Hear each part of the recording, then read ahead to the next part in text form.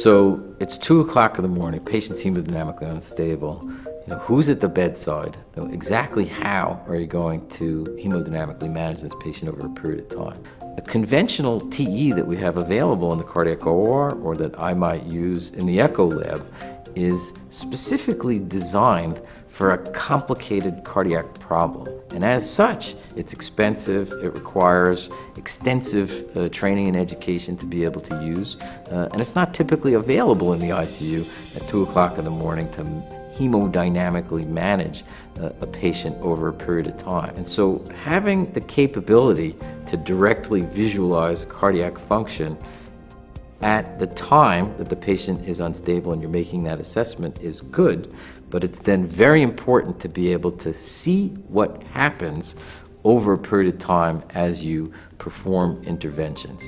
So the important information that we need to know at the bedside to perform hemodynamic management is to be able to figure out what is the intravascular volume status and what is the patient's pump function, and also what is the right ventricular function. One of the important aspects of HTE is to give the intensivist the ability to directly, reliably, easily, repeatedly, reproducibly be able to obtain this high-quality direct visualization, TE information, and to be able to do that themselves over a period of time is an extraordinary advantage. You can train an entire group of intensivists to be able to get this. So at 2 o'clock in the morning, when a particular patient needs it, no matter who's on call, the entire group knows how to do this.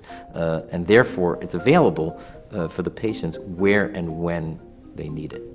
If you have direct visualization information with HTE to use for hemodynamic management at the bedside in the ICU, you're not looking at surrogate information, you're looking at direct information. So it's much easier to get to the right answer faster, more reliably, and repeatedly. And therefore, getting the patient out of the ICU faster, getting them off of circulatory support faster, and this should translate into lower length of stay and lower cost of care for those patients.